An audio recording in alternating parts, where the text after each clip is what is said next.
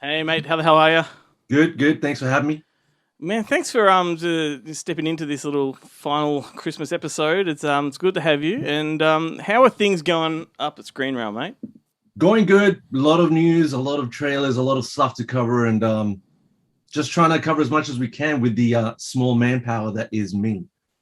So, Yeah, I know how that goes. going I do good. all the I do all the lifting around here, don't I? You certainly do. I do nothing. Just you being there is work on its own. So That's work for Glenn. that's what I meant. Yeah. So like us, you've watched a lot of movies over the year, some in cinemas and probably more of them at home in lockdown, no doubt. Yeah. What's been your favourite film of 2021? Yeah. See, that's been really hard to pin down. So I basically I always struggle with the favorite versus the best. That kind of critical versus just fan. Anyway, I managed to dwindle it down to what I think is a surprise for even me. Into the Heights, I would say, is Ooh. my I favorite. did not see that coming. I did not see that coming either. I mean, I entered it not really knowing a thing about it. I don't really know much about the musical or anything, the stage show, and yeah, I came out just kind of like blown away by it. So that one is probably what I'm going to pick. Pig also came pretty close. Nicolas Cage film. Yeah, I would say Excellent. Into the Heights. Yeah. For the for the visual component of this chat, Ben looked at me kind of strangely because my stomach just did something Was it your stomach? extraordinary. That's not what I thought it was.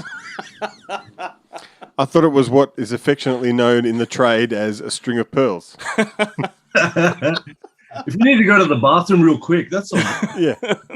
We can fill. We can vamp. I just hope the microphone picked it up, so I've got context to this.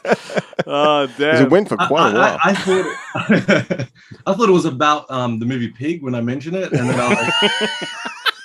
I was like, wow, these guys think that movie sucks. No, it happens every time Nicolas Cage comes into the conversation. You guys are like, "Eesh." So keep it to yourself or don't. Depends on what your preference is. Funnily enough, I haven't seen either of these films. I haven't caught them yet either. Oh, But I really? understand. Yeah, but I understand. Is In the Heights the one that has all the controversy because it's got the wrong type of Latinos cast in? Yeah, they're not East Side or whatever. They're not the Yes. right. Yeah. Yes, They're the which right- is not which the- is ridiculous. I mean, as a Latino person myself, I didn't care like what Yeah. area. I was just like, awesome. It's a cool story mean- about immigrants and stuff like that. So I connected on a personal level. Love the music, love the filmmaking about it, and the performances were great. The last thing on my mind was which area is getting represented of which barrio. You know what I mean? Yeah. It's like, come on, man. It's like, no. It does seem a bit like a storm in a teacup, doesn't it? Yeah, it's silly stuff. I mean, considering the film itself is already represented. You know what I mean? Yeah. It's like now we're starting to get down to which street though. Yeah. I don't know. You're from South Street? Fuck Nah, you. that's not the right street. It's not my street. That's why Sesame Street's been so controversial from day one. Yeah. Yeah, I mean, what about Avenue Q's been the next pissed off for a long time. Yeah, What about now that we're at the end of the year? What about Christmas movies? Are you making time for any this year, or are you just not? I don't really generally gravitate to Christmas movies very much. I never really have. So you're not doing Home Sweet Alone? Well, I should be. I mean, Home Alone has always been a thing for me when I was young. Home Alone 2 specifically. But yeah, I mean, I don't really have a favorite Christmas movie. Home Alone 2 would probably be the one that I normally go to. But Christmas movies in general are just not really my cup of tea. I find their tropes more grating than a lot of other tropes. I don't know what it is. Maybe I'm just a Grinch. I don't know. I find that now that there are more than 4 channels that dictate exactly what we can watch are the only options. Yeah. Now people just don't watch a lot of that stuff. Like if you think about it, like would as many people have seen Sound of Music if it wasn't played every year, or Scrooged, or Uncle Buck, or any of those kind of, even Home Alone? Yeah. Like it used to be that It's forced like, down our throats. Yeah, like there was only one choice. It would be like news or cricket, and then this movie. Yeah. And you're like, all right, Lampoon's Vacation. I'm watching that.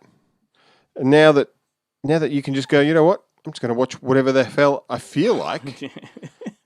No one ever feels like watching those movies. We're so spoiled for choice now. Like, one of the most annoying things I see online or people that comment is there's nothing to watch, or there's like, oh, Netflix doesn't have anything. I'm like, are you out of your effing mind?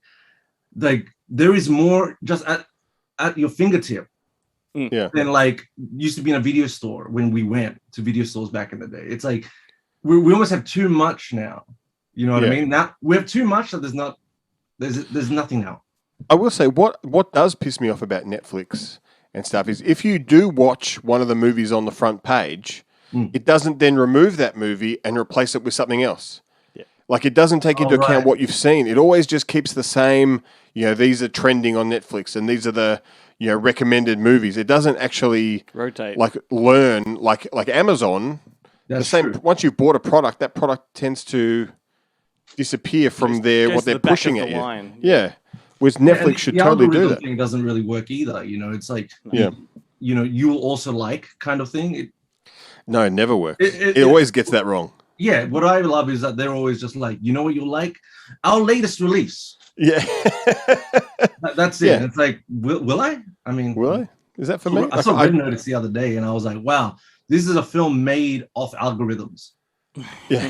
Yeah, but you're right. It is ridiculous. Like, you could watch something like Home Alone 2 and it will say, well, if you like that, you'll like Tiger King Season 2. Yeah. Will I? There's a crossover. Yeah.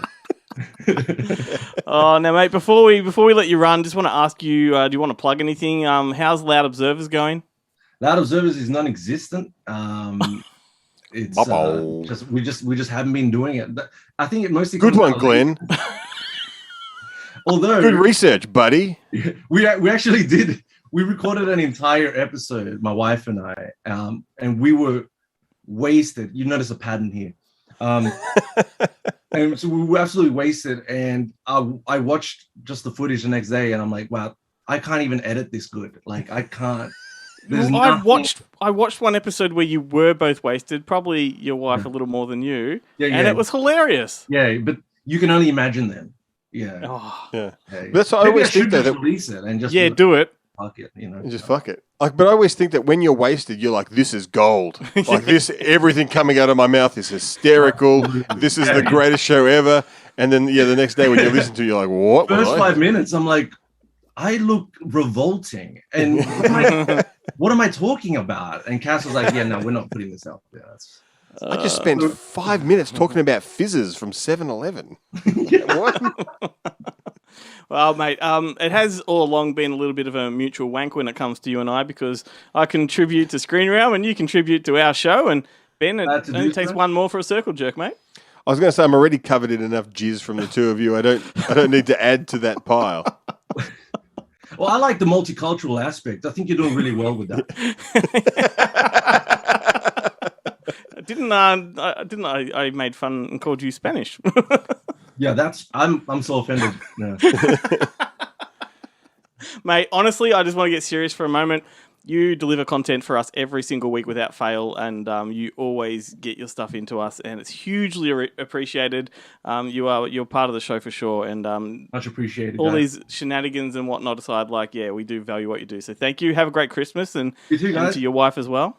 Thanks. And I will say, just on that ethnicity issue, yeah, it does look like Glenn is white when he is in fact a ginger. He denies it.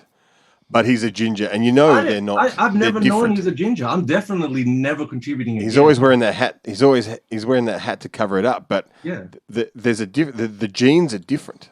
Wow. Well, I look at you differently now, Glenn. Yeah.